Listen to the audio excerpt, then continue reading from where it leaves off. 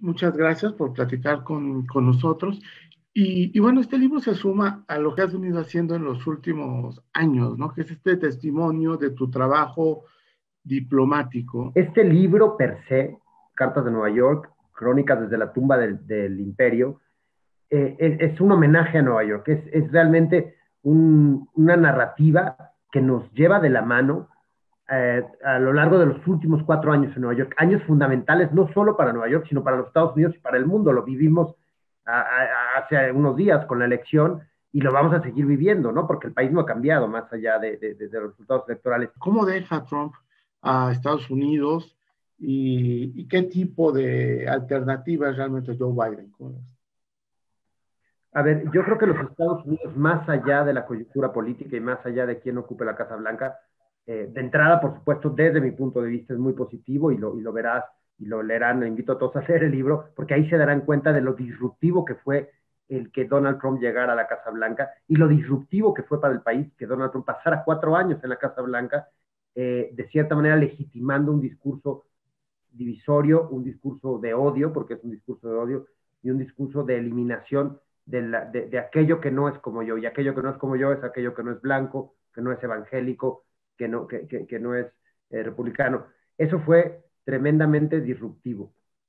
Parte de una realidad subyacente y una realidad que precedía a Donald Trump, una realidad de un país en el que hay grandes diferencias en términos de distribución de la riqueza, hay grandes diferencias en términos, por supuesto, de reconocimiento de la herencia étnica, ¿no? Hay un problema fuerte entre la minoría blanca y las diversas minorías, sea esta latina o afroamericana o indígena.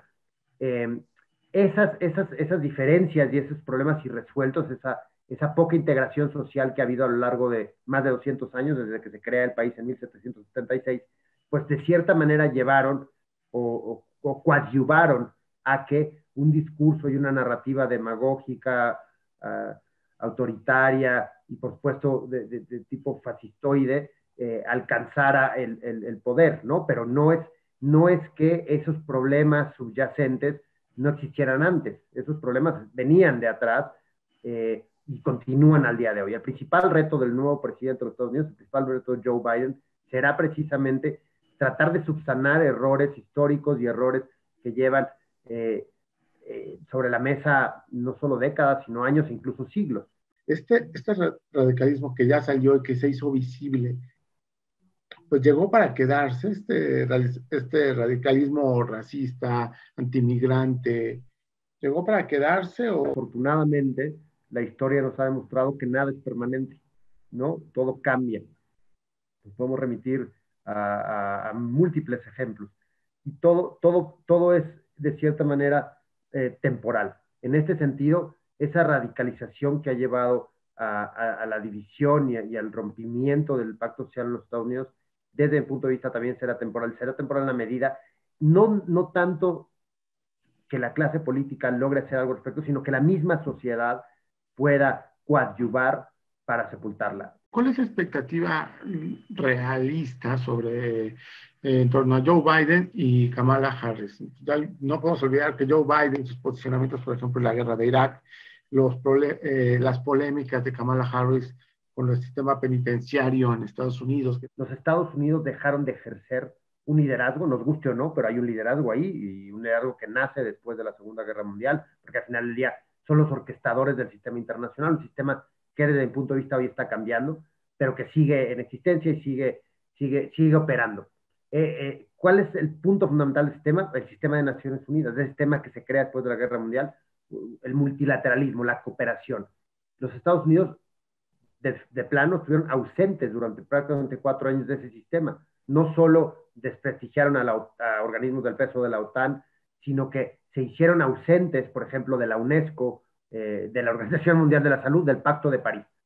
Esa ausencia americana fue ocupada, por supuesto, por otros intereses. Desde ya empieza a verse como presencia de nuevo. Lo anunciaban en la plataforma, me parece, el día de ayer, que pusieron operativa en línea, que los Estados Unidos, tan pronto llegue el 20 de enero, es decir, todo el posesión del nuevo presidente, reafirmarán su compromiso con el Pacto de París, no se saldrán de la Organización Mundial de la Salud, que es lo que había anunciado la actual administración de Donald Trump, y asumo se pondrán al día con sus pagos en términos de la deuda que tienen con Naciones Unidas. Estas para mí ya son, no solo expectativas, sino realidades fehacientes de que el sistema internacional puede respirar por unos años más al menos con tranquilidad. No debemos de ver como un parteaguas, no es un antes y un después, no es como, bueno, ya hoy el resultado es que Joe Biden es el presidente 46º de los Estados Unidos y Kamala Harris es su vicepresidenta, y eso va a cambiar la realidad americana. La realidad americana sigue siendo la que es, igual que la realidad, por ejemplo, mexicana, si hablamos de un caso comparativo. Y una elección nunca, como lo hemos visto aquí y como lo veremos allá, va a cambiar la realidad del país. Para que cambie la realidad del país, tiene que involucrarse un importante indicadores. Dicho todo esto, es importantísima esta elección, sobre todo en los Estados Unidos, sobre todo por los resultados. ¿Por qué? Por la visibilidad que tiene. No podemos pasar por alto que es la primera vez en la historia de los Estados Unidos, en más de 200 años, que hay una persona de confesión judía que se encuentra dentro del círculo ¿no? de quien se ejerce en el poder, una persona que es de ascendencia afroamericana, hija de inmigrantes, ¿no? En este caso de la India. Es decir, hay una serie de factores importantísimos que implican esa visibilidad y que dan la oportunidad a millones de estadounidenses de concebir el poder político como una vía o como una alternativa para sus propias realidades también. Aunque también cuando ganó, después del mandato de los años de Barack Obama, pues la reacción fue la opuesta, ¿no? Después de que se celebraba de que por fin una persona de ascendencia afroamericana llegaba a la Casa Blanca, al final de su mandato la reacción fue diametral, fue alguien en el extremo. Es parte de una narrativa y de un proceso mucho más ensanchado, y una elección nunca va a ser una respuesta. El hecho de que Barack Obama fuese el primer presidente afroamericano en la historia de los Estados Unidos fue importantísimo por la visibilidad que dio a la comunidad afroamericana, porque representaba para millones de afroamericanos la posibilidad, si ellos lo decidían así, de desarrollar una carrera política. Es decir, hay esa visibilidad es importantísima para cualquier minoría, pero per se no significa que va a haber un cambio.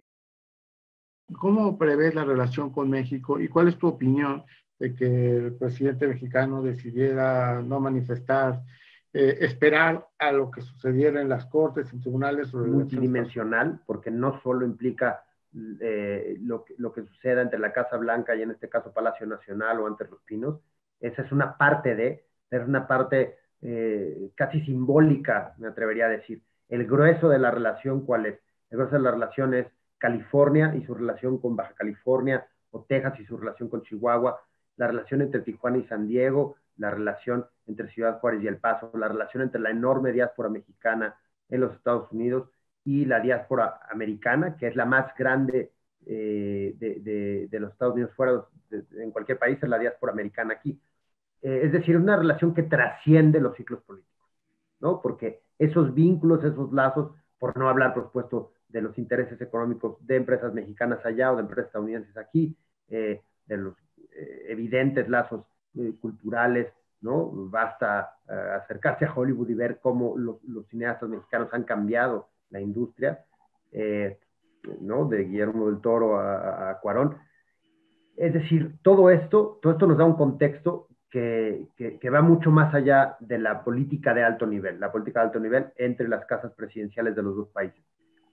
Esa creo que es una lectura fundamental y una lectura que no podemos obviar. Esa relación es un flujo continuo, un flujo que va increciendo y un flujo que realmente no se ve afectado ni positiva ni negativamente por las coyunturas particulares de la política de alto nivel. Dicho eso, siempre importa e incide cuál es la relación entre los presidentes de los dos países, aunque desde mi punto de vista, de una forma un poquito más superficial, ¿no? Porque tenemos este grueso, que es la relación multidimensional y que esa continúa más allá de las particularidades y de las coyunturas políticas a uno u otro lado de la frontera. Desde mi punto de vista, no fue acertado no felicitar al presidente electo. Es claro el resultado, ya que se llegan a los famosos 270, es una realidad indiscutible que el colegio electoral reunido a inicios de diciembre nombrará presidente a Joe Biden. En este tenor, creo que fue o ha sido un error de cálculo no felicitar a quien ya es presidente electo de los Estados Unidos.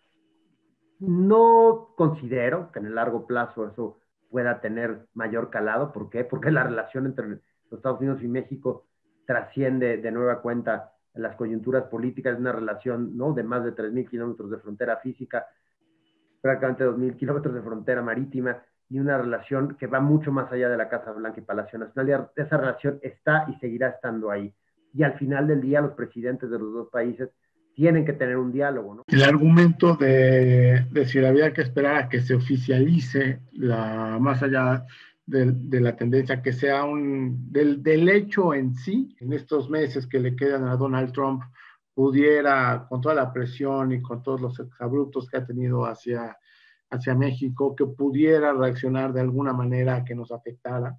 Esos no son argumentos suficientes como para pensar que el presidente sí hizo bien en ser cauto. Es que aquí no hablamos de cautela porque sería negar lo que es una realidad. La realidad, ¿cuál es? Es que hoy hay más de 270 electores demócratas. El tener más, y hay que entender muy bien, y creo que la Cancillería mexicana lo entiende muy bien y siempre lo ha entendido, porque nunca se ha dado en la historia de las relaciones entre los dos países que superan los 200 años. Hay más de 200 años de relaciones diplomáticas entre México y los Estados Unidos. Nunca ha habido un caso como el actual, en el que ya contamos con los más de 270 electores, sean republicanos o demócratas, y México no haya extendido una felicitación al presidente electo, sea republicano o demócrata, ¿no?, indistintamente de los partidos. Dicho esto, la relación es tan importante y tan fuerte, una relación fundamental para los dos, que la relación al final del día, desde mi punto de vista, no se va a ver gravemente afectada. En los Estados Unidos es uno de los asuntos más contenciosos que hay en la agenda de política pública. En dicho tenor, será difícil que veamos un cambio radical. Dicho esto, ya estamos viendo sí un cambio digamos, en la brújula, ¿no? Joseph Biden ya anunció, de nuevo me remito al sitio web que lanzaron, me parece, hace un día, una de las prioridades será restituir el marco legal que permitía a los Dreamers ser Dreamers, ¿no? Y avanzar en su camino a la plena legalización y su plena transición hacia ser ciudadanos de pleno derecho en los Estados Unidos. Que en cosas muy puntuales sí veremos un cambio inmediato, específicamente en la cuestión del cerco a los países musulmanes y de los Dreamers, ¿no?, que en su mayoría son mexicanos. Dreamers, ¿qué es? Pues todos lo sabemos, son aquellas personas, aquellos niños que llegaron a los Estados Unidos a temprana edad, es decir, con minoría de edad, antes de ser mayores de edad, traídos por sus padres, y que han pasado ahí toda su vida, pero que no son ciudadanos. En estos dos casos creo que sí va a haber un cambio inmediato y un cambio radical vis-a-vis la postura de la administración actual, la administración de Donald Trump. En el resto creo que será difícil avanzar a una política más abierta en materia migratoria. ¿Por qué? Porque es uno de los asuntos más contenciosos y uno de los asuntos que ha provocado mayor rispidez, ¿no? Es muy ríspido. Y dada la polarización en el país, y tendremos que ver cómo termina al final del día el conteo de votos para el Senado. Sabemos que la Cámara de Representantes más o menos queda igual en términos de presencia demócrata y republicana, pero veremos cómo queda el Senado. Dependerá, creo, de ese factor fundamental, cualquier diferencia que veamos en una política migratoria. Creo que va a seguir habiendo deportaciones, creo que el hecho de que la migración se criminalice estará en el aire, aunque la próxima administración no lo hará desde el poder, que es importantísimo, porque si se criminaliza desde el poder, pues ya se da una fortaleza mucho mayor a esa criminalización, pero habrá un porcentaje importante, ¿no?, de personas que no estén de acuerdo con cambiar la política migratoria. Entonces, se antoja difícil un cambiar la hoja en ese sentido. Creo que más bien veremos cierta continuidad, pero no se verá la crueldad, no se verá la poca humanidad que se vio durante estos 4 años en la implementación de políticas migratorias.